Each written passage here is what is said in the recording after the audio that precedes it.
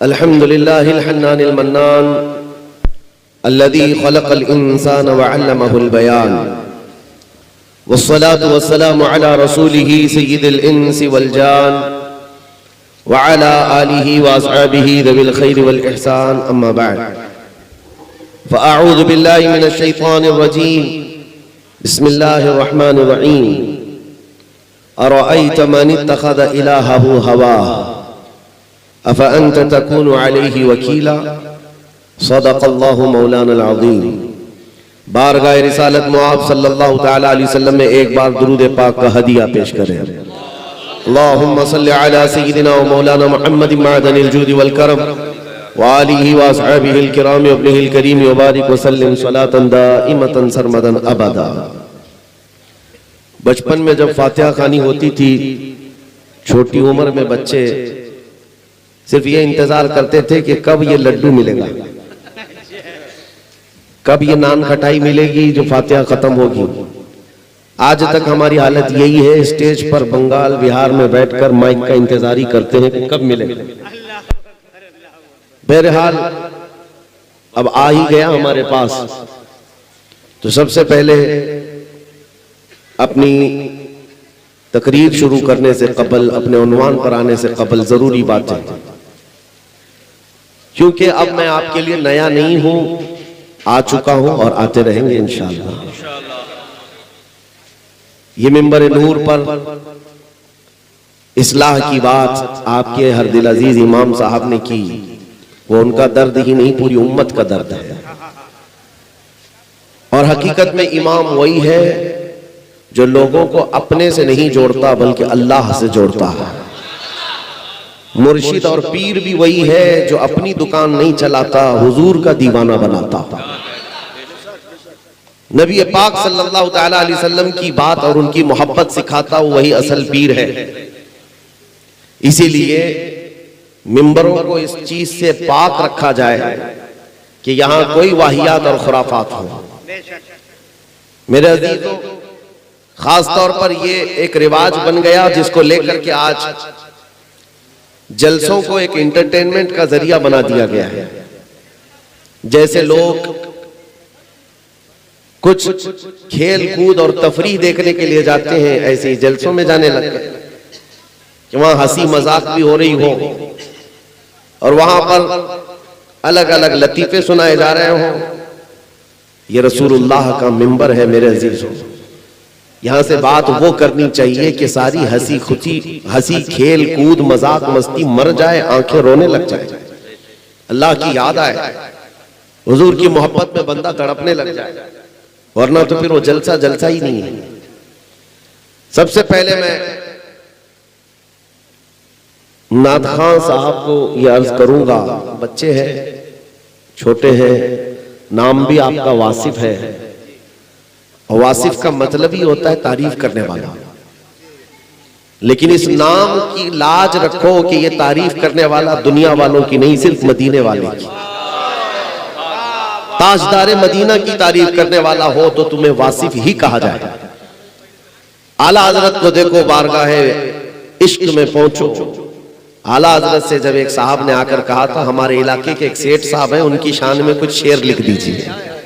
आला हजरत ने जलाल में क्या कहा, करो मद है अहले दुवल रजा, पड़े इस बला में मेरी बला, मैं गदा हूं अपने करीम का, मेरा दीन पारैना नहीं। पारैनान का मतलब होता है रोटी का टुकड़ा। रोटी कमाने के लिए मेरा दीन नहीं है, उसकी तारीफ करूंगा पैसे मिलेंगे, इसकी तारीफ करूंगा कुछ नजराने मिलेंगे, ये दीन नहीं है। आला हजरत कहते हैं मैं गदा हूं अपने करीम का, और जिसके दर का खाते हैं उसी के दर की गीत गाते हैं। मैं अपनी तारीफ कतान पसंद नहीं करता, स्टेजों पर अक्सर ये कहता भी हूं, हमारी शान में कोई नज्म या अशार ये इतने लंबे चौड़े गुलाबे मिलाने से बेहतर है कि उतनी देर हुजूर की तारीफ हो जाए। नबी पाक सल्लल्लाहु तआला अलैहि वसल्लम की तारीफ में हर लफ्ज पर आपको सवाब है, हर हर्फ पर आपको सवाब है। और होता यह है कि कुरान कहता है वशुअराउ यत्तबिउहुमुल गावून, बहुत सारे शायर जो है वो एक बड़ी खाई में गिरने वाले लोग हैं। हाँ, गुमराही की पैरवी करने वाले लोग हो जाते हैं, लेकिन नाते रसूल पढ़ने वालों के लिए नहीं है। शेर व शायरी करने वाले, हाँ, अगर दुनियादारी में वो मुलव्विस हो गए तो वो गुमराही की तरफ चले जाते हैं। मैं इस्लाहन ये बात अर्ज कर रहा हूं कि कभी कभार किसी की तारीफ करते करते शायर फिसल जाता है और क्या कहता है उसे अंदाजा नहीं होता। वो सिर्फ लोगों की वाह बटोरने के लिए या महफिल को गर्म करने के लिए कुछ हॉट वर्ड्स इस्तेमाल करता है बहुत, जिससे लोगों में जोश आए, लेकिन उसे यह अंदाजा नहीं होता कि इससे मेरे ईमान का क्या होने जाने वाला है। उन्होंने अभी शेर में ये कहा, इस्लाम के सलीब है सलमान अजहर। माज़अल्लाह रब्बिल आलमीन, सलीब और इस्लाम दो अपोजिट चीजें हैं। सलीब जो क्रिश्चियन लोग मार्क लगाते हैं जिसके ऊपर क्रॉस का निशान होता है, सलीब जिस पर फांसी दी गई उनके अकीदे के एतबार से, और उनके लिए सलीब मुकद्दस है, वह हर गले में पहनते हैं। पेशानियों पर भी क्रॉस का निशान हो जाता है, या फिर चर्चों पर भी सलीब तो एक निशानी बन गई है ईसाई मजहब की। तो इस्लाम और सलीब एक दो अपोजिट चीजें हैं। कहां से आप किस चीज को जोड़ रहे हो? इस्लाम में सलीब आया ही कहां? लेकिन सलीब जब किसी चीज की शोहरत हो गई उर्फ में, उसको लुग़वी माने में इस्तेमाल नहीं किया जाएगा। जब कोई चीज अब रसूल का माना कासिद है, लुग़वी माना, आप ये नहीं कह सकते कि मैं इनको भी रसूल कहूंगा उनको भी रसूल कहूंगा। रसूल का माना अब उर्फ में अल्लाह के भेजे हुए पैगंबर के लिए है, इसलिए आप लुग़वी माने की तरफ ना जाएं। सलीब मशहूर है, ईसाइयों का शिआर है, ईसाइयों की एक मजहबी निशानी है, इससे बचना बहुत जरूरी है। मैं बरात का इजहार करता हूं, बाकी उलमा इकराम अगर इससे मुत्तफिक हैं, वो इस शेर को सही माने पर समझते हैं तो ये उनका मसला है, लेकिन मैं यहाँ पर जिम्मेदारी के साथ बरात का इजहार करता हूँ। अस्तगफिरुल्लाह रब्बी मिन कुल्लि ज़ंबिन व अतूबु इलैह। आगे चलते मेरे अजीजों, ये बहुत जरूरी चीज है कि मिंबरों पर जब शख्सियत परस्ती ना हो तो इंशाअल्लाह ये हर चीज के लिए पाक हो जाएगा, हर चीज के लिए। हुजूर पाक सल्लल्लाहु तआला अलैहि वसल्लम की बात, बादशाह की बात की जाए, वजीरों की जरूरत नहीं आती। बाकी सब चीजें जो कुछ भी है कायनात में वो रसूलुल्लाह के बाद है। इकबाल ने कहा है, आबरू मां ज़नाम मुस्तफास्त, हम सबकी इज्जत और आबरू हुजूर के नाम से है। वो जो न थे तो कुछ न था, और वो जो न हो तो जान है वो जहान की, और जान है तो जहान है। नबी पाक सल्लल्लाहु तआला अलैहि वसल्लम की बात करने में मेरे अजीजों वक्त ही कम है, हम क्या तारीफ करें, लेकिन रजा ने खत्म सुखन इस पे कर दिया। खालिक का बंदा खल्क का आका कहूं तुझे, कह लेगी सब कुछ उनके सना खान की खामोशी। चुप हो रहा हूं ये कह कह के मैं क्या क्या कहूं तुझे, हैरान मेरे शाह मैं क्या क्या कहूं तुझे। हुजूर की तारीफ करने वाले जो जिंदगी भर तारीफ करते रहे, जिंदगी भर हुजूर पाक की तारीफ करते रहे, तब भी वो आखिर जमाने में ये शिकायत करते रहे, या रसूल अल्लाह तेरे औसाफ के बाबों में से एक बाब भी नहीं हो सका, एक बाब भी मुकम्मल ना हो सका। जुबानें सूख गई और कलम टूट गए, तेरे औसाफ में एक बाब मुकम्मल न हो सका। ला युमकिनु सनाउ कमा कान हक़्क़ु बादस खुदा बुजुर्ग तुई किस्सा मुख्तसर।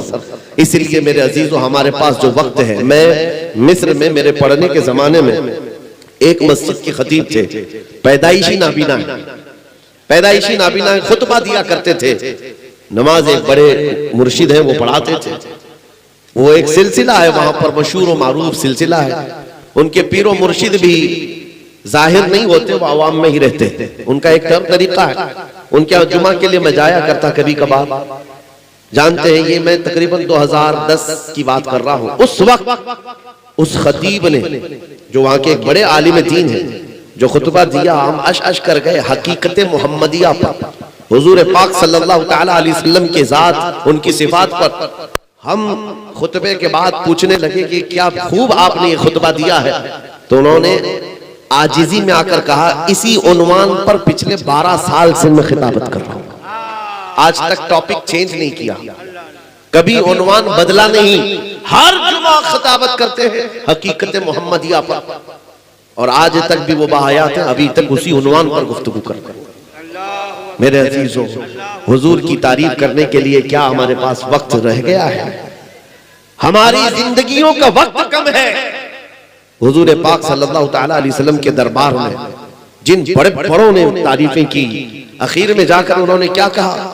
मुल्ला अब्दुर रहमान जामी रहमतुल्लाह अलैह कहते, तनम फरसूदा जां पाराज हिजरा या रसूल अल्लाह, दिलम पशमुर्दा आवाराज ऐसिया या रसूल अल्लाह। फारसी के मशहूर शायर हैं। उन्होंने कहा कि चुसूए मन गुजर आरी मने मिस्कीन नादारी फिदाए नक्शे नालैनत कुनम जा या रसूल अल्लाह।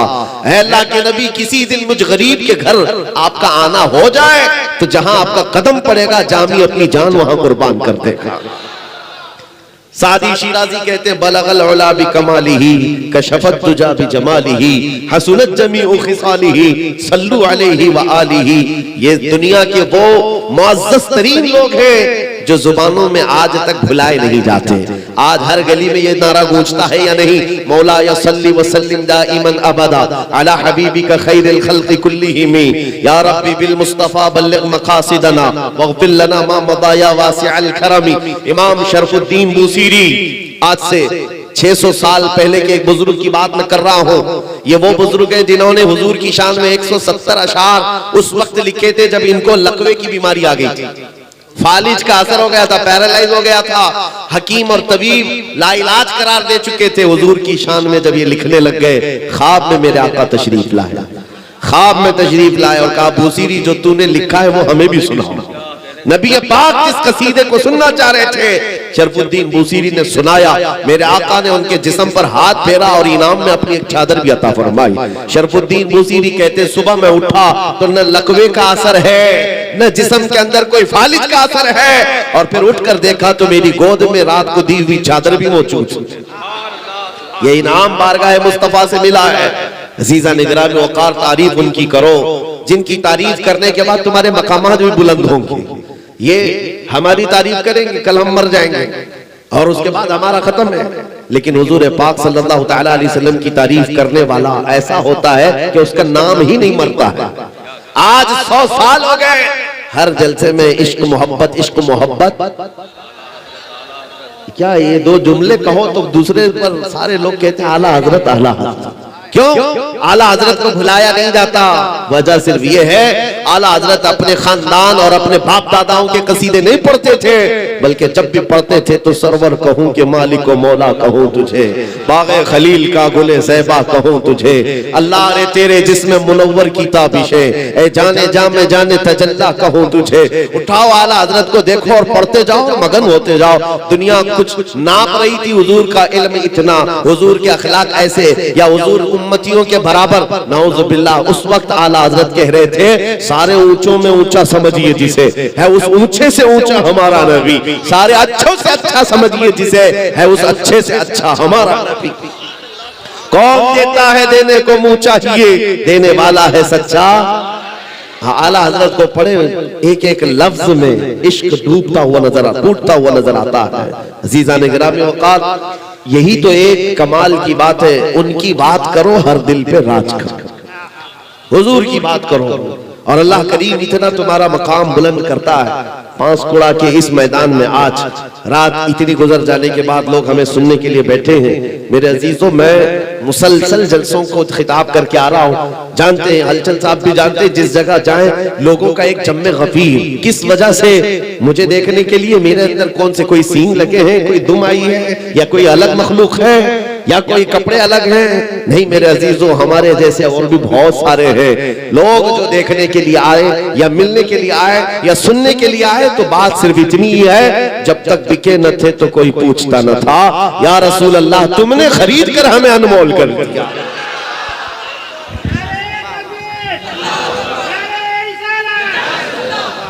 बात सिर्फ यही है, हुजूर के दरबार की नौकरी करो, अल्लाह इज्जतें अता करता है, अल्लाह मकामात में बुलंदियां अता करता है।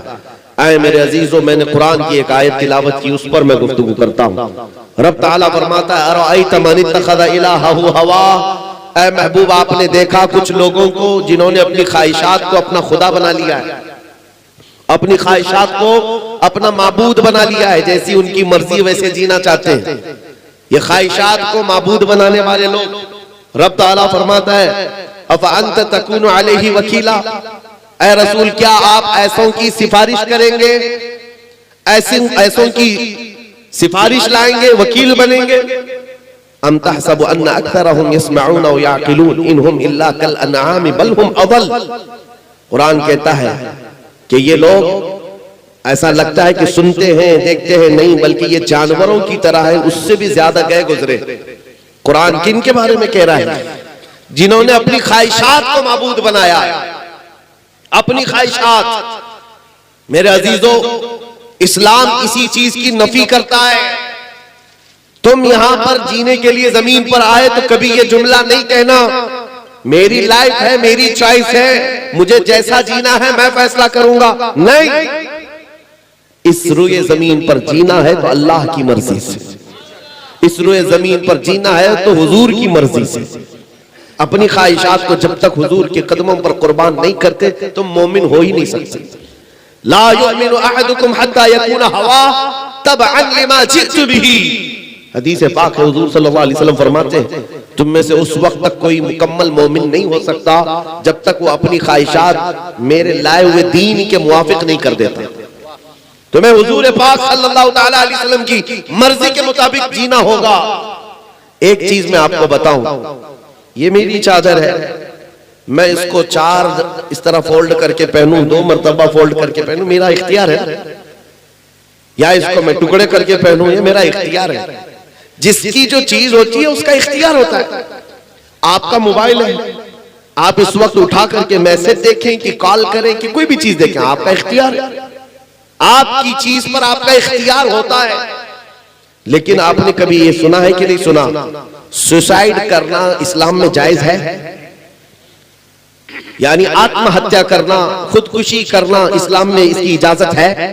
नहीं है, बल्कि हदीस में सीधा जहन्नम में जाएगा जिसने सुसाइड किया। अब सोचो मेरे अजीजों, जान तुम्हारी है, तुम अपनी मर्जी से जब जी सकते हो तो अपनी मर्जी से मर क्यों नहीं सकते? अपनी मर्जी से आदमी मर क्यों नहीं सकता? खुद को मार क्यों नहीं सकता? खुद को फांसी पर लटका क्यों नहीं सकता? अपनी मर्जी से मरना तुम्हारे लिए इस्लाम में इसकी इजाजत है नहीं। वजह क्या है? वही फार्मूला है, वही फार्मूला है। अपनी चीज हो तो इस्तेमाल करने की इजाजत है। जान तुम्हारी खुद की होती तो तुम जान ले सकते, जान के मालिक तुम नहीं हो, इसलिए तुम अपने हाथों से जान नहीं ले सकते। जान के मालिक मालिक रिकाबिल उमम ताजदार मदीना की जात रसूल करीम सल्लल्लाहु ताला अलैहि वसल्लम की मर्जी के मुताबिक तुम्हें जीना, और अल्लाह करीम तुम्हारी जानों का इस तरह से बह जाने को या खत्म करने को कभी हरगिज इजाजत नहीं देता। अजीजा निगरान, ये जुमला फिर कभी नहीं कहना कि मुझे मेरी मर्जी से जीने दो। जैसे आज इस तरक्की याफ्ता दौर में औरतों को भड़काया जाता है, पाकिस्तान जैसे मुल्क में सुनने को एक अच्छा लगता है, लोग बहुत सारे मुसलमान हैं, ऐसे हैं वैसे हैं, लेकिन जानते हो कई औरतें सड़कों पर वहां बैनर लेकर के निकलती हैं कि मेरा जिस्म मेरी मर्जी। नाउज़ुबिल्लाह मिन ज़ालिक। यानी औरतों को ये वर्गलाया गया, उनको सड़कों पर लाया गया है। तुम 4 दीवारी के अंदर बैठने वाली औरत क्यों बनती हो? निकलो बाहर। जैसे तुम्हारे मर्द अपनी मर्जी से जीते तुम भी जियो। तो औरतें भड़क गई और कहने लग गई हाँ सही कह रहे हो, इस्लाम ने तो हमको 4 दीवारी में कैद करके रखा है, मुसलमानों ने बंद करके रखा है, मेरा जिस्म मेरी मर्जी। यानी एक औरत चाहे जितने उनके पास जाए वो अपनी मर्जी के मुताबिक जीना चाहती। मेरे अजीजों, अगर तुमको अपनी मर्जी से ही जीना है तो तुम्हारा इस्लाम से क्या ताल्लुक है? इस्लाम से क्या ताल्लुक है? इसीलिए मैं आपसे कहता हूं, ख्वाहिशात को कत्ल करो, ख्वाहिशात को मार दो, तब तुम मकामात को देखोगे, ईमान की लज्जत पाओगे। अभी आप जलसे के मुतालिक सुन रहे थे, मैं आपको इस बात का फिर खुसूसियत के साथ, वजाहत के साथ ये ऐलान करता हूं, ऐसे 1000 जलसे, ऐसे 1000 जलसे फज्र की 1 रकात के बराबर नहीं हो सकते। क्यों? इसमें तुम तो आए हो रात जागने के हिसाब से, खा रहे हैं, पी रहे हैं, देख रहे हैं, उठ रहे हैं, बैठ रहे हैं। फज्र में उठना अपनी मर्जी के खिलाफ होता है, अपनी ख्वाहिश के खिलाफ करना पड़ता है। ठंडियों का वक्त है, बिस्तर गर्म लगता है, नींद अच्छी आती है, इन सब को छोड़ करके उठना अपनी ख्वाहिश के खिलाफ करना होता है। और यही काम जो करता है उसे एक जिहाद का सवाब भी मिलता है, उसको जिहाद का सवाब है। लेकिन यहां पर भी आज हालात यही है कि जो हमारे मन में आए, हमारी तबीयत में आए, उसको हम अमल करना चाहते हैं। नौजवान दाढ़ी क्यों नहीं रखते? इसलिए कि तुम्हारी ख्वाहिश के खिलाफ है ये बात। दुनिया ताना मारेगी, मुल्ला कहेगी, पुराना आदमी कहेगी, इसलिए शर्म आती है। और इस तरह की शर्म को हयाए शैतानी कहा जाता है। गुनाह करने से शर्म आना चाहिए, सुन्नत पर शर्म नहीं। मेरे अजीजों, लोग नंगे घूम रहे हैं हाफ कपड़े पहन करके, उनको शर्म आना चाहिए। तुम्हें आमिना के लाल के अखलाक पर क्यों शर्म आए? तुम्हें शर्म नहीं आनी चाहिए। लेकिन अपनी ख्वाहिशात के खिलाफ जब काम करोगे तो तुम्हारे लिए जन्नत के हर दरवाजे खोल दिए जाते हैं। मेरे आका सल्लल्लाहु अलैहि वसल्लम की हदीस है, मन तमस्सक बिसुन्नती इंद फसाद उम्मती फलहु अजरु मिअति शहीद। ऐसा जमाना जब आ जाए मेरी उम्मत पर कि जब फसाद हो, फसाद का मतलब यह है कि लोग इस्लाम को हल्के में लेने लग गए हो, उस वक्त तुम हुजूर की एक सुन्नत को जिंदा करोगे, अल्लाह तुम्हें 100 शहीदों का सवाब अता करेगा। आज इस चीज की जरूरत है। नौजवान, जलसे करके तुम नारे लगा करके अगर एंटरटेनमेंट का जरिया समझते हो तो ये फजूल है, न करो इस चीज को, न करो। हाँ, अगर इनकलाब लाना है तो अहद करके उठो कि मुझे हुजूर के अखलाक पर जीना, मुझे हुजूर की सुन्नतों पर जीना है। दुनिया क्या कहती है मुझे उससे क्या सरोकार। मैं कब्र में जाऊंगा तो दुनिया को मुंह नहीं दिखाऊंगा, ताजदार मदीना को दिखाना, हुजूर क्या सामना करना है। अकीदा है कि नहीं तुम्हारा? कब्र में हुजूर तशरीफ लाएंगे, अकीदा है। और हश्र में हुजूर की शफाअत होगी, अकीदा है। नबी अब्बाक सल्लल्लाहु ताला अलैहि वसल्लम के बे उनके वास्ते खुदा कुछ अता करे, हाशा, गलत ये हवस बेबसर की है। हुजूर को छोड़ करके कुछ होगा नहीं, बखुदा खुदा का यही है दर्द, नहीं और कोई मफर मकर, जो वहां से हो यहीं आके हो, जो यहाँ नहीं तो वहां नहीं। हुजूर अकरम सल्लल्लाहु ताला अलैहि वसल्लम को जब मुंह दिखाना है तो फिर उनके अखलाक के पीछे क्यों ना चले।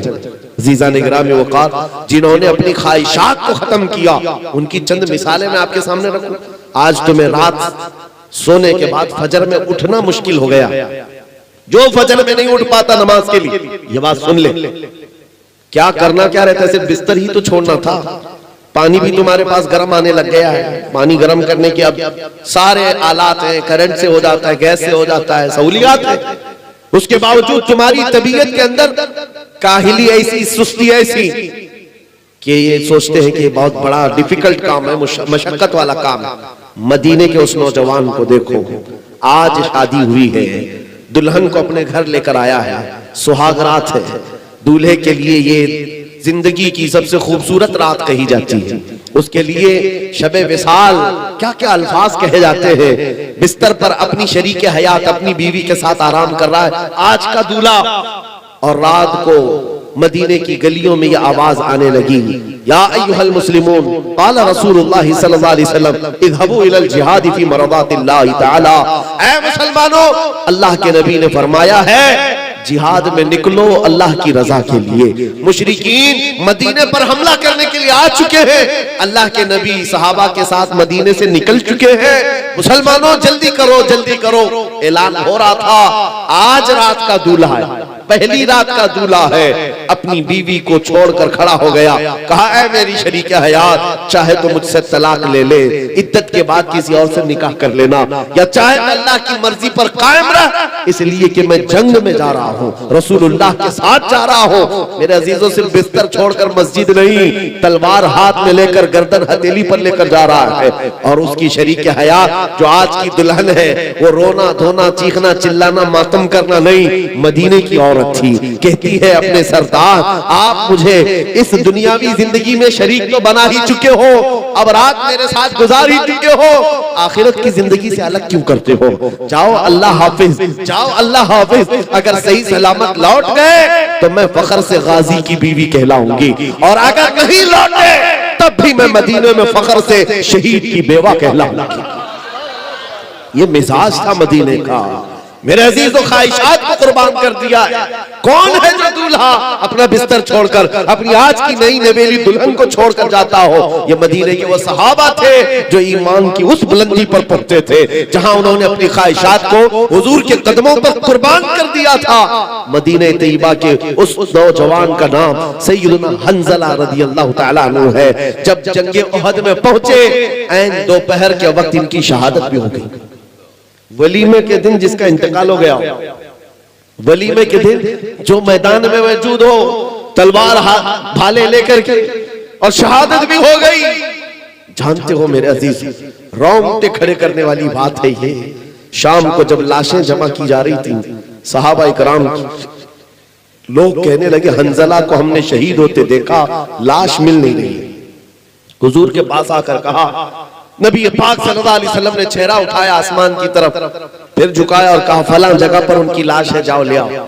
सहाबा वहां गए तो हजरत हंज़ला की लाश थी, लेकिन गुस्ल दी हुई थी। पानी के कतरात उनके जिस्म से टपक रहे। मैदान उहद में लेकर के तो आए, सहाबा अर्ज करने लगे, आका आपने तो फरमाया ये क्या है? कहा हुजूर ने कि जैसे ही ये शहीद हुआ, इसको अल्लाह के फरिश्ते आसमानों पर ले गए, जन्नत के पानी से इन्हें गुस्ल दिया गया है। गुसैलुल मलाइका इनको कहा गया है, और ला करके मैदान में रख दिया। एक मसला है शरीयत का, जो शहीद होता है उसे गुस्ल नहीं दिया जाता, उन्हीं कपड़ों में दफन किया जाता है। शहीद को गुस्ल नहीं है। साहबा ने पूछा, आका शहीद को गुस्ल और कफन नहीं दिया जाता, तो फिर हंज़ला को फरिश्तों ने गुस्ल क्यों दिया? ये रोंगटे खड़े करने वाली बात है। मेरे आका फरमाते, जाओ इसकी बीवी से पूछो, पता चलेगा। ये मौत का गुस्ल नहीं है, ये जनाबत का गुस्ल है। जिस वक्त ये घर से निकला था, अपनी बीवी के साथ सोहबत करके उठा, इस पर गुस्ल वाजिब था। ये ऐसा नौजवान है, इसने ये सोच करके जल्दी की कि नहाने में देर ना हो जाए, मैं हुजूर के साथ पहुंचूं, नहाने में ताखीर ना हो जाए, हुजूर के और सहाबा की जमात से मैं पीछे न रह जाऊं। ये नौजवान ऐसे ही भाग निकला है। क्या ख्वाहिशात को कुर्बान करना था उनका। आज हम 2 रकात के लिए बिस्तर नहीं छोड़ पाते। आज हम अपने बिस्तर से ऐसे चिमटे हुए हैं, ना तुम्हें कोई जंग में बुला रहा है, ना कोई तुम्हें तलवार और भाले लेकर बुला रहा है। मुअज्जिन तो सिर्फ अल्लाह का नाम पुकार रहा होता है, आ जाओ आ जाओ अल्लाह की बारगाह में सर झुका लो। लेकिन खर्राटे लिए हुए सब महवे ख्वाब हैं। अजीजा ने गिरामी वक़ार, अब भी अगर हमारी नींदों पर फर्क नहीं आया तो सुनो, जगह जगह के थक चुके हैं तुम्हें ये हंगामे। नशाते लज्जते ख्वाबे गिराम बदल डालो, गलत रवि से मनाजिल का बोध बढ़ता है।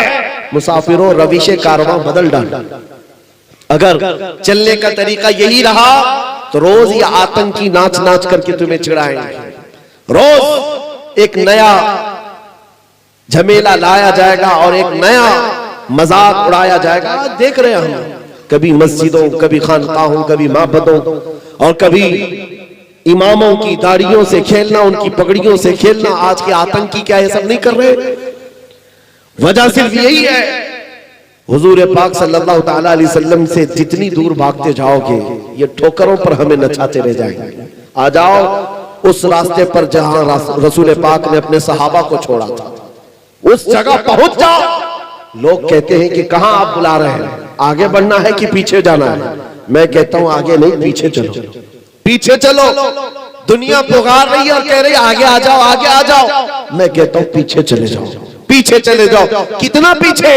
इतना पीछे जहां खालिद बिन वलीद की तलवार की झनकार सुनाई देने लग जाए। इतना पीछे चले जाओ, हैदर कर्रार की गूंजती हुई आवाज सुनाई देने लग जाए। इतना पीछे चले जाओ, उमर इब्ने खत्ताब की गरजदार आवाज सुनाई देने लग जाए। इतना पीछे चले जाओ, मस्जिद नबवी से रसूलुल्लाह की आवाज आने लग जाए। उसके बाद फिर देखना इन कीड़ों का हाल ये होगा कि बात करना तो दूर, नजर उठाकर तुमसे मिलाना मुश्किल होगा। क्योंकि मशहूर है ये बात, दीवान गाने इश्क़े मोहम्मद को देखकर घबरा गई है गर्दिशे दौरा कभी कभी, घबरा गई है गर्दिशे दौरा कभी कभी। तुम अगर हुजूर पाक की वफादारी में निकलते तो यूरोप का वो समंदर भी रास्ते दे देता। मेरे अजीजों, पहाड़ों की चट्टाने हो, अफ्रीका के तपते हुए सहरा हो, और यूरोप की कलीसाएं हैं, कौन सी ऐसी जगह है जहां से अल्लाहू अकबर की आवाज ना निकली? हर जगह से सदाए अल्लाहू अकबर गूंजती थी। हमारी ये तारीख है, हम जिस जगह पर गए हैं रब तबारक व तआला की इस सदा को आम करते रहे। लेकिन आज हालात ये, आज हालात ये, तुम खुद मस्जिद में जाना नहीं चाहते और बाबरी मस्जिद की फतहयाबी के लिए, मस्जिद अक्सा की फतहयाबी के लिए दुआ कर रहे हो। जो तुम्हें नमाज ही नहीं पढ़ना है, नमाज ही नहीं पढ़ना है, तो इन मस्जिदों का यह हाल होगा। मुझे अजीब लगता है, मस्जिद अक्सा के लिए लोग बड़े सीरियस हैं, दुआ हर जगह करते हैं। कहां बैठकर? जो मस्जिद में आते ही नहीं। तुम्हारे मोहल्ले की मस्जिद को आबाद नहीं कर सके, बैतुल मुकद्दस के लिए दुआ कैसे करते हो? मेरे अजीजों, कौल और फेल में तजाद तो नहीं होनी चाहिए, कौल और फेल में। और रही बात ये जो हालात आज पेश आए, वक्त आएगा इंशाअल्लाह अज़ीज़, वक्त आएगा, तुम देखो कि अंधेरा हमेशा नहीं रहता, उजाला आता है। रब तबारक व तआला का ये दस्तूर है कि अगर हम टूट फूट गए हैं, इससे भी बुरे हालात आए थे बगदाद में, एक भी मुसलमान रह नहीं गया था जो खुल करके बात कर सके। तातारियों के जमाने में, हलाकों के जमाने में ईंट से ईंट बजा डाली बगदाद की। लेकिन आज जाओ, क्या इस्लाम खत्म हो गया बगदाद में? अरे दरियाए दजला का पानी लाल कर दिया था मुसलमानों के खून से। पूरे बगदाद में घोड़े दौड़ते थे तो खून में उनकी टाप भीगी रहती थी, इतना खून बहाया था बगदाद की गलियों में। ये तो इससे ज्यादा सख्त हालात तारीख में आए हुए हैं, हमने देखा है। मियां, करबला के मैदान से ज्यादा सख्त हालात कब आए होंगे? जब इस्लाम खत्म नहीं हुआ, रुका नहीं, तो इन छोटे छोटे मौसमी कीड़ों से थोड़ी ना इस्लाम को रुकना है। इस्लाम को ना रुकना है ना रुकेगा। इस्लाम तेरी नब्ज न डूबेगी हश्र तक, तेरी रगों में रवा खून है चार यार का। ये जालिम ये समझते हैं कि हमारी गर्दनों को मार देंगे।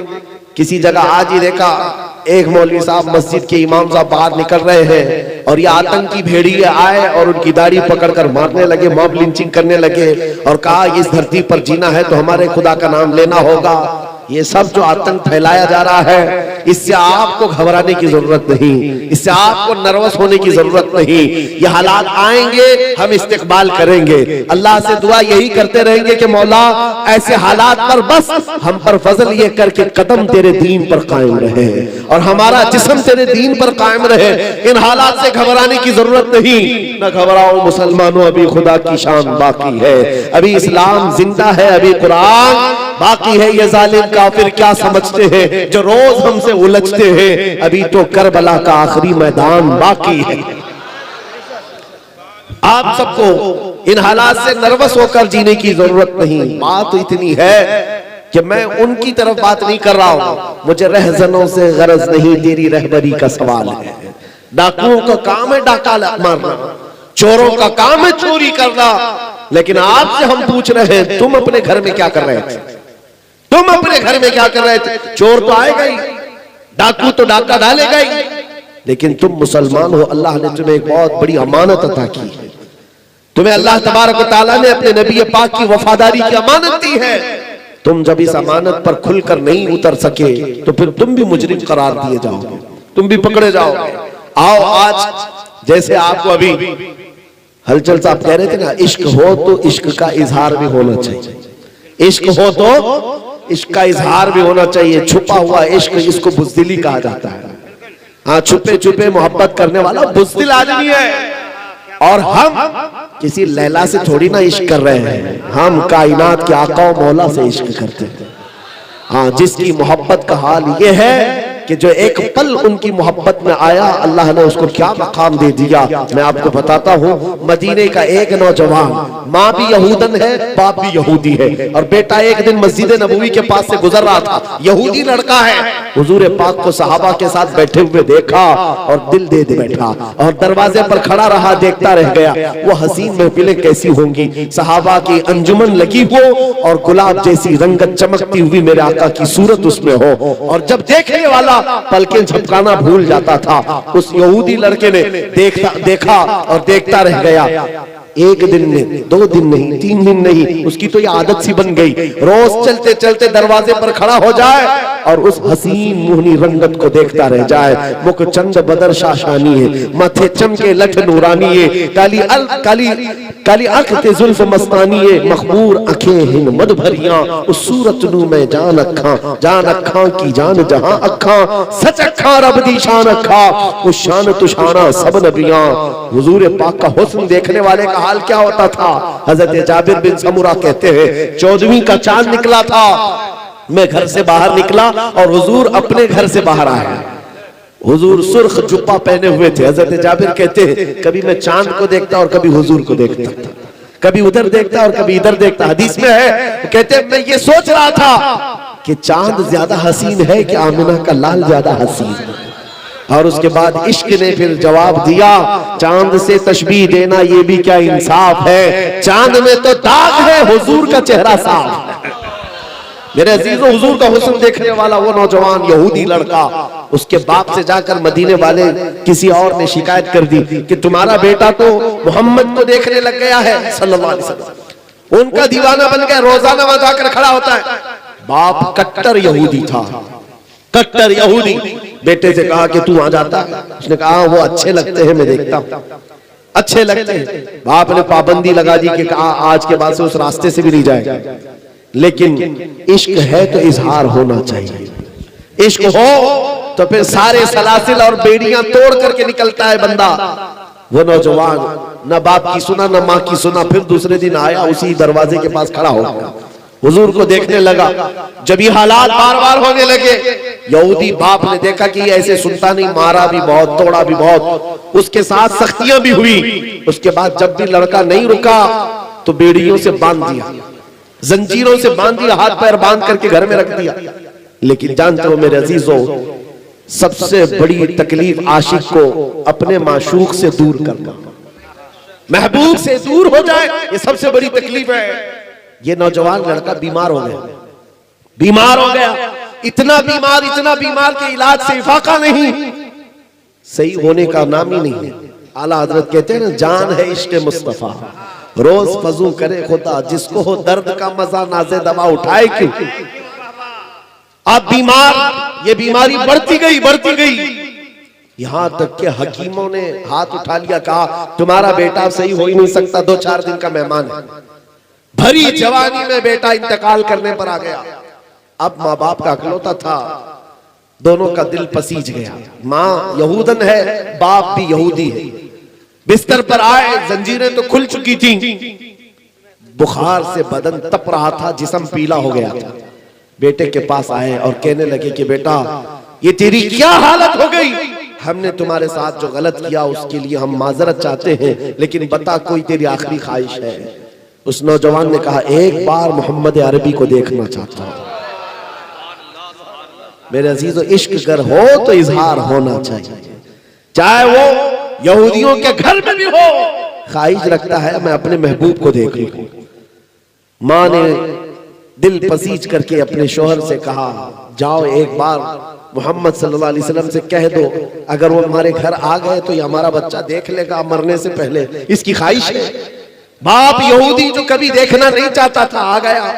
मेरे आका सहाबा के साथ बैठे थे, उसने कहा मोहम्मद अरबी सल्लल्लाहु ताला अलैहि वसल्लम, मेरा एक मसला है, मेरा बेटा जवान है, वो आपकी मोहब्बत में पागल हो चुका और अब मरने वाला है, चंद सांसें बची है। हम उससे आपसे दूर करने के लिए बहुत कोशिशें किए, लेकिन दूर होता नहीं। मरने से पहले उसकी ख्वाहिश है एक बार आपको देख ले।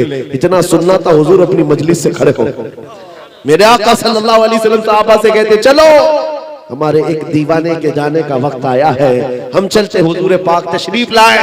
घर जब आए बिस्तर के करीब, मेरे अजीज अल्लाह अकबर, खुशबू पाते ही आशिक के दिल और उसके बदन में गर्मी आ गई और हरकत में आ गया, और इधर उधर जैसे यूसुफ गुमगश्ता को सूंघते हुए याकूब अलैहिस्सलाम की बीनाई आ गई थी, उसी तरह से ये नौजवान बिस्तर से उठ करके बैठ गया और कहा मुझे मेरे महबूब की खुशबू आती है, उनकी खुशबुएं आती है।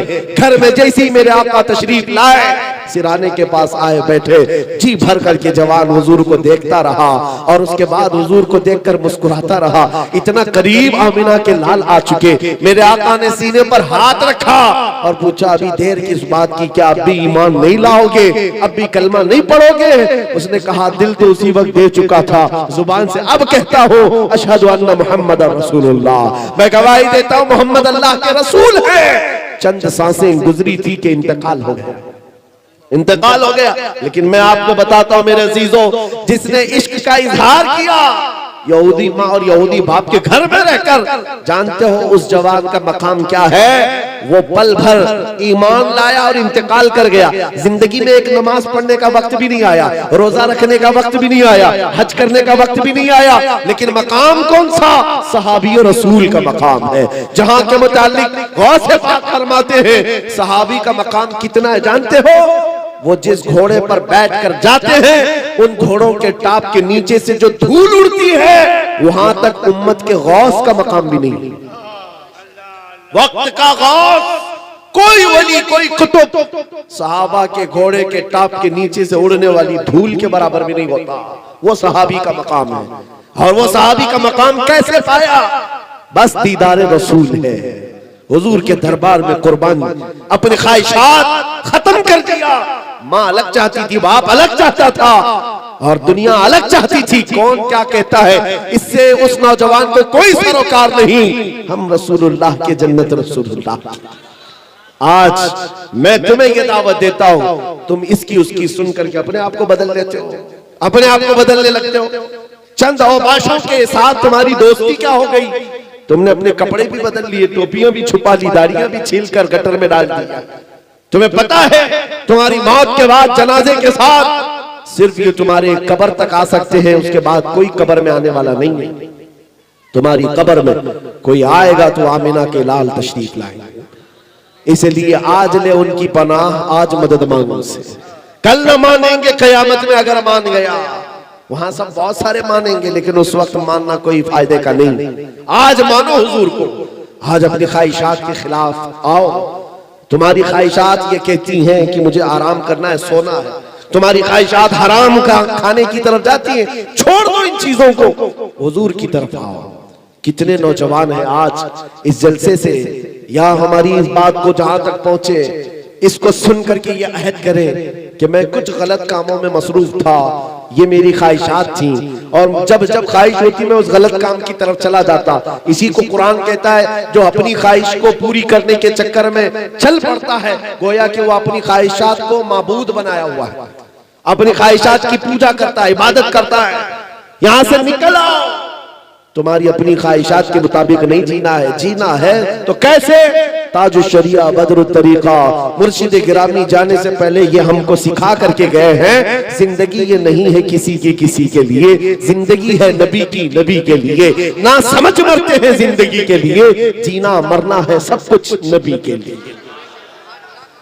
जीना मरना है सब कुछ नबी के लिए। हुजूर की मोहब्बत में जियो और उनकी ख्वाहिशात के मुताबिक। अच्छा, यहाँ पर उलमा भी है, मुफ्तियान इकराम भी है, जहां जहां दारुल इफ्ता है इनसे जाकर के पूछो, फतवे लिखते हैं ना, सवालात आते हैं इनके पास, फतवे लिखते हैं। इनसे पूछो सबसे ज्यादा फतवे किस चीज के आते हैं आपके पास, इस्तिफ्ता, और जवाब किस चीज का आप ज्यादा देते हैं? या आपको कहेंगे तलाक के मसले सबसे ज्यादा होते हैं, तलाक के, इद्दत के, निकाह के, खुला के, यही मसले सबसे ज्यादा दारुल इफ्ताओं में। मैं आपसे बताता हूं, ये उलमा, ये मुफ्तियान इकराम सिर्फ तलाक, इद्दत, खुला के लिए ही है। ऐ नौजवानों, कभी तुमने जाकर किसी आलिम से ये पूछा कि मैं अपने नबी से बहुत मोहब्बत करता हूं, मुझे ये तो बताएं हुजूर ने शादी कैसे फरमाई थी, हुजूर पाक सल्लल्लाहु अलैहि वसल्लम ने निकाह कैसे किया, मैं चाहता हूं वैसे निकाह करूं।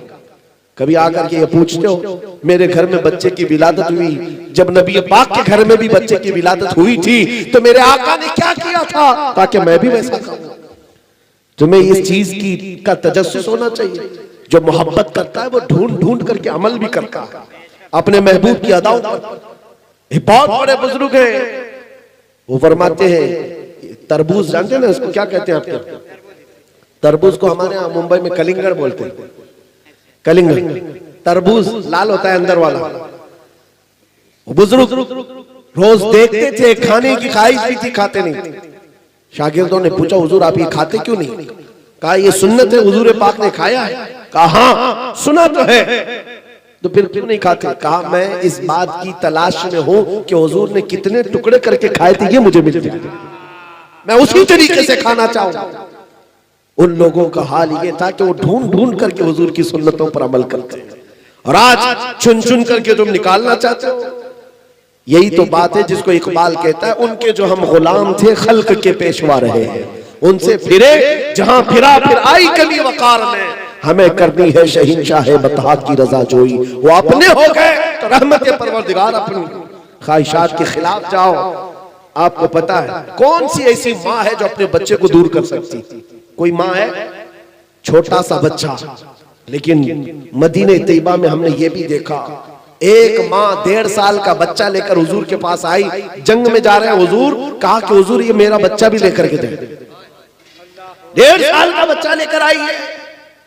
सोचो, अकल में लाओ बात। उन्होंने अपनी ख्वाहिशात को कैसे हुजूर के कदमों पे डाल दिया। हुजूर पाक ने पूछा इसका क्या करेंगे? खातून कहती है मेरे पास अब कोई जवान नहीं रह गया, मेरा शोहर शहीद हो चुका, मेरे पास इस 1.5 साल के बच्चे के अलावा कोई नहीं।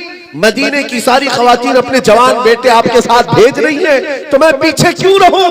यही बच्चा लेकर के आई। मुझे पता है मेरे आका, मेरा बेटा तीर तलवार चला तो नहीं सकता, आप किसी मुजाहिद सहाबी के हाथ में इसको दे दे, जब दुश्मनों की तरफ से तीर चले तो मेरा बच्चा ढाल के काम आ सकता, तीरों से बचने के लिए मेरा बच्चा ढाल के काम आ सकता है, इसको ले जाए। मेरे अजीजों, ये उनकी ख्वाहिशात, हुजूर के कदमों में हर चीज निछावर करना है। एक उहद के मैदान में एक खातून ऐसी है जिसके 4 रिश्तेदार शहीद हो गए थे, बाप भी, बेटा भी, शोहर भी, भाई भी। एक घर में एक जनाजा हो, औरतों का हाल बुरा हो जाता है। शोहर किसी औरत का इंतकाल कर जाए तो औरत तो आपे में नहीं रहती, काबू में नहीं रहती, लेकिन वो मदीने की खातून है, बेटा भी शहीद हुआ है, भाई भी, बाप भी, शोहर भी। लोगों ने जब कहा तुम्हारे ये 4 लोग शहीद हो गए, वो खातून कहती है पहले ये तो बताओ आमिना के लाल सलामत है कि नहीं, मेरे घर की शहादतें छोड़ो। कैसी खातून थी, कैसा जिगर था उनके पास। आने वाले ने कहा अल्लाह के रसूल सलामत है, तो वो अपना आंचल फैला कर कहती है मेरा चांद सलामत तो पूरी कायनात सलामत है। या रसूल अल्लाह कुल्लु मुसीबतिन बादका जुलल, ऐ अल्लाह के रसूल अगर आप हैं तो हर मुसीबत छोटी है, हर मुसीबत छोटी है। उन सहाबा इकराम रिज़वानुल्लाह तआला अलैहिम अजमईन ने अपनी ख्वाहिशात को हुजूर के कदमों पर कुर्बान कर दिया, निछावर कर दिया, तब तो जाकर के वो औजे सुरैया पर पहुंचे।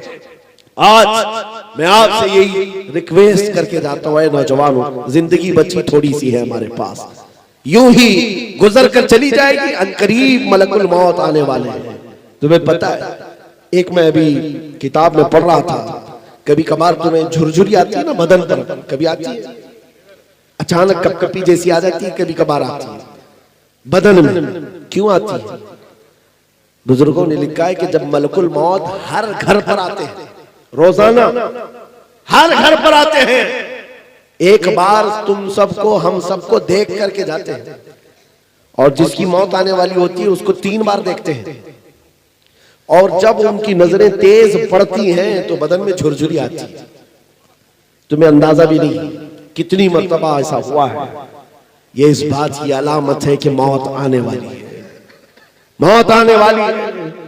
मेरे अजीजों, इस दुनिया में बड़ा सा बड़ा ताकतवर हमेशा के लिए नहीं आया। अल्लाह के नबियों के लिए भी, अल्लाह के रसूलों के लिए भी हमेशा की जिंदगी नहीं दी गई। मौत अल्लाह का वादा है, ये अनकरीब आने वाला है। हम इस दुनिया के सारे मेले को छोड़कर चले जाएंगे, इसके लिए आओ अपनी ख्वाहिशात से जीकर कितने दिन जी लेंगे? 80 साल, 100 साल, उसके बाद क्या होगा? उसके बाद क्या होगा? ये गुनाहों की लज्जत बहुत छोटी सी है, ये खुजली की तरह है, खुजाते रहते तो अच्छा लगता है, छोड़ दो तो जलन होती है।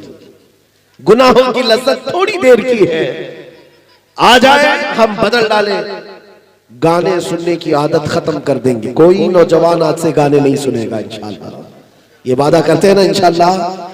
ये जलसे का ये मैसेज है, कोई गाना नहीं सुनेगा।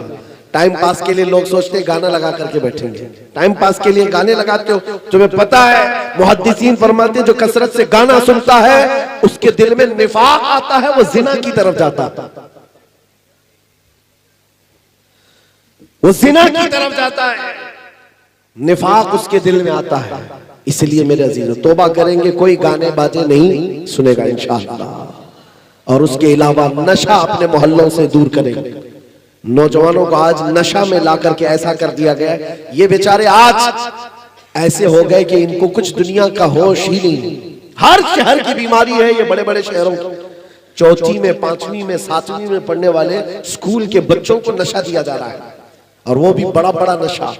क्या क्या चीजें नशे में ला दी गई है पता है, और सारे मुसलमान बच्चों को इसमें मुलविस किया गया है। क्यों? दुनिया जानती है मोहम्मद अरबी के शेर हैं, खड़े हो गए तो बहुतों की नींद हराम कर दे, इसलिए इनको नशा में रखो और तुम नशा से बाहर निकलोगे। इसलिए कि मेरे आका सल्लल्लाहु तआला अलैहि वसल्लम ने फरमाया है जिसने हराम नशा किया है दुनिया में, आखिरत में दर्दनाक अंजाम के लिए वो इंतजार करेगा, वो इंतजार करेगा। शराबियों के लिए, नशा करने वालों के लिए बहुत दर्दनाक अज़ाब है। तौबा करेंगे। और कोई भी बच्चा बिगड़ा हुआ है, जा रहा है नशा के रास्ते पर, तो मारना तोड़ना हमारा काम नहीं, हाथ पकड़ो, सिर्फ उसको वास्ता दे दो गुंबद खजरा का, उसको वास्ता दो आमिना के लाल का, ताजदार मदीना की अगर राई के दाने के बराबर भी मोहब्बत रखता है, आ जाओ उस रास्ते से। और यहाँ इस रास्ते में जो लज्जत है वो तुझे दुनिया के नशे में नहीं मिल सकती। मुझे उम्मीद ही नहीं, यकीन है हुजूर के नाम पाक की बरकत से वो बच्चा भी सीधे रास्ते पर जरूर आएगा इंशाअल्लाह। हमें ये इनकलाब लाना है और हुजूर के कदमों पर अपनी ख्वाहिशात को कुर्बान करना है। आओ बारगाह रिसालत मुआब सल्लल्लाहु अलैहि वसल्लम में तौबा करते हुए, हुजूर को गवाह बनाते हुए हम भी वैसे ही पुकारते हैं जैसे बरेली के इमाम ने पुकारा था, या रसूल अल्लाह मैं मुजरिम हूँ आका मुझे साथ ले लो, के रस्ते में है जा बजा थाने वाले, चमक तुझसे पाते हैं सब पाने वाले, मेरा दिल भी चमका दे, मेरा दिल भी चमका दे, मेरा दिल भी चमका दे, बरसता नहीं देख कर अब्र रहमत, हम बदों पर भी बरसा दे बरसाने वाले। और यह अहद करना अपनी मर्जी से नहीं जीना है, अपनी ख्वाहिशात से नहीं जीना है, बल्कि कैसे जीना है, या रसूल अल्लाह दहन में जुबान तुम्हारे लिए, बदन में है जान, हम आए यहाँ और उठे भी वहां, लब्बैक या रसूल अल्लाह, लब्बैक या रसूल अल्लाह, लब्बैक या रसूल अल्लाह। आखिर दावाना अल्हम्दुलिल्लाहि रब्बिल आलमीन।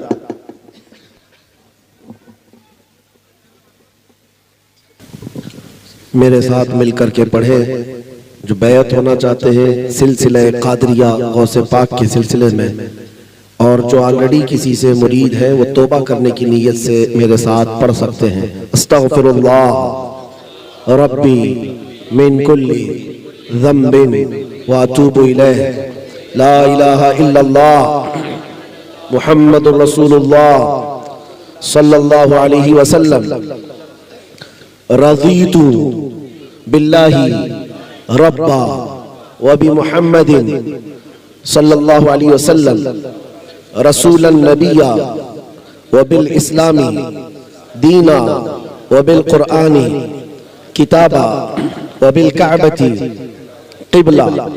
इलाही मैंने तौबा की, अपने पिछले तमाम गुनाहों से अहद करता हूँ, शरीयत मुस्तफ़ा पर कायम रहूँगा, हर फर्ज हर वाजिब को उनके वक्तों पर अदा करता रहूँगा, हर बुराई से बचता रहूँगा। इलाही मैं वादा करता हूँ अहले सुन्नत व जमाअत के सच्चे मजहब पर कायम रहूँगा।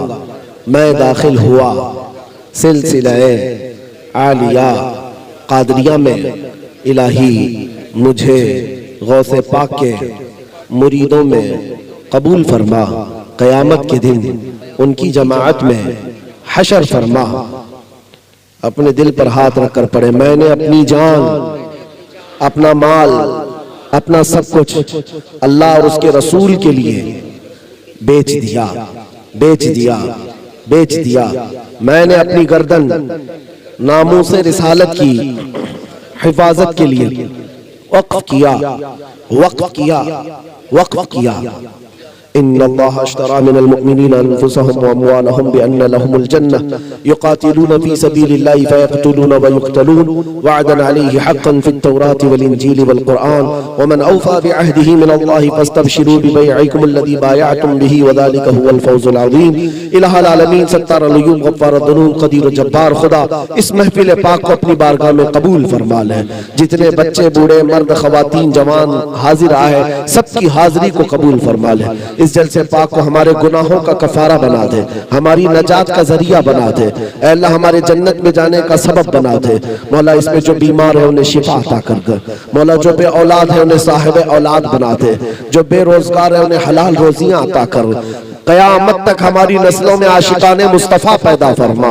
हमारी औलाद को, हमारी नस्ल को बदअकीदा और गुमराह होने से बचा ले। खुसूसियत के साथ इस गांव में रहने वाले खुश अकीदा सुन्नी मुसलमानों को और दूर दराज से आए हुए और जिस तरह से इस जलसे में शामिल हैं, सबको मौला जलसा खत्म होने से पहले बख्शिश का ऐलान फरमा दे। ऐ रब्बे करीम अहसनुल खालिकीन, हमारी माओ, बहनों, बच्चियों, बेटियों, बहुओं, बीवियों, सबको हमने तेरे हवाले कर दिया। उनकी इज्जतों की हिफाजत फरमा। ऐ रब्बे कदीर, जादू, सहर, सिफली, उलवी, हर तरह की नजर बद हासिदीन के हसद, शर्रीन के शर्र फसाद से हम सब की हिफाजत फरमा। इस मुल्क अजीज में कुफार और मुशरिकीन के जुल्म सितम से हर मुसलमान की हिफाजत फरमा। मौला हमारी मस्जिदों, खानकाहों, दरगाहों, माबदों सबकी तू मौला गैब से हिफाजत अता फरमा। फिलिस्तीन के निहत्ते मुसलमानों पर रहम फरमा दे, उनके दुश्मनों पर जमीन को तंग कर दे। मौला उन फिलिस्तीनी शहीदों को कबूल कर ले, उनके जख्मियों को शिफा अता कर दे। मौला उनके इस्तिकामत में मजीद इजाफा अता फरमा। मौला करीम, आखिर में ये इल्तिजा है, न जाने ये आंखें कब हमेशा के लिए बंद हो जाएं। इन आंखों के बंद होने से पहले एक बार तेरे हबीब पाक के चेहरे की जियारत नसीब फरमा। इन्नल्लाह व मलाइकतहु युसल्लूना अलन नबी या अय्युहल्लज़ीना आमनू सल्लु अलैहि व सल्लिमू तस्लीमा। अल्लाहुम्मा सल्लि अला सय्यिदिना व मौलाना मुहम्मद मादनिल जूद वल करम व आलिहि व अस्हाबिहिल किराम व अपनिहिल करीम व बारिक व सल्लिम। दअवाहुम फीहा सुब्हानक अल्लाहुम्मा व तहिय्यतुहुम फीहा सलाम व आखिरु दअवाहुम अनिल हम्दुलिल्लाहि रब्बिल आलमीन। जब दमे वापसी हो या अल्लाह, जब दमे वापसी हो या अल्लाह, लब पे जारी हो बस ला इलाहा इल्लल्लाहु मुहम्मदुर रसूलुल्लाह। एक बात मैं ये भी बता दूं, जलसे में जो कुछ भी यहाँ से कहा जाता है इस्लाह के लिए कहा जाता है। हमारी बात कभी सख्त होती है, कभी नरम होती है। डांटने के एतबार से भी अगर किसी ने कहा है, आपके इमाम साहब तो चिल्ला रहे थे, डांट रहे थे, इसका मतलब क्या है? ये आपसे दुश्मनी रखते हैं? नहीं, बाप अपने बच्चों से मोहब्बत करता है तभी डांटता है, और अपना हक समझता है तब डांटता है। जिसके ऊपर हक नहीं समझता उसको क्यों डांटेगा? इसलिए उन जुमलों का भी आप कभी बुरा नहीं समझेंगे, बल्कि आप ये समझें ये मेरी इस्लाह के लिए। नश्तर जो लगाता है वो दुश्मन नहीं होता। डॉक्टर भी फोड़ी को काटता है तो इसका मतलब ये नहीं है कि वो तुम्हारा दुश्मन है, वो तुम्हारी उस फोड़ी का इलाज कर रहा है। मैंने यहाँ पर जो भी कहा, अल्लामा मौलाना जाकिर बिस्बाई साहब ये कह रहे थे, इस्लाम के सलीब के सिलसिले में जो कहा उसका माना कील है, मेख है या तलवार है। माना मुराद साहब मामला ही जानता है, पढ़ने वाला, बोलने वाला। अगर यही नीयत है तो कोई उस पर मुआखजा नहीं। नीयत अगर यह है उस पर कोई मुआखजा नहीं, लेकिन उर्फ आम में क्या चल रहा है इसका लिहाज बहुत जरूरी है। वरना हुक्म मुफ्ती जो है आपके दिल पे चलने वाले हालात में नहीं लगाता। उमिरना बिज़वाहिर वल्लाहु यतवल्ला सरायर। हमारे बातिन के हालात का अल्लाह मालिक है, लेकिन उलमा को जाहिर पर हुक्म लगाने का हुक्म दिया गया है। इसलिए बचना भी बहुत जरूरी है, एहतियात जरूरी है। लेकिन जो कुछ भी यहाँ इस्लाह हुई इससे मेरा दिल बड़ा खुश है। खास तौर पर आपके इस इमाम साहब ने जिस तरह से आपको नमाजों के लिए तंबीह किया है, मेरे अजीजों, ये हकीकत में मोहब्बत करने वाला ही कर सकता है। वरना यहाँ से खड़े होकर के ये भी कहते हैं लाओ 5-5 रुपए 10-10 रुपए लाओ, हमको ये काम करना है, काम करना है। उन्होंने तो आपको नमाज की तरफ बुलाया है। अल्लाह करीम आपकी आखिरत को संवार दे, आपके घरों में खूब बरकतें अता फरमाए। और ये जलसे इंशाअल्लाह इस तरह का फायदा पहुंचाते रहेंगे तो हर साल क्या हर महीना भी हो तो कामयाब है। और अगर इस्लाह का मकसद नहीं है तो फिर 1000 जलसे करके भी कोई फायदा नहीं है। अल्लाह करीम इस जलसे को नजर बद से महफूज फरमाए। तो सल्लल्लाहु तआला अला खैर खल्क़ि मुहम्मद व आलिहि व अस्हाबी अजमईन बिरहमतिक या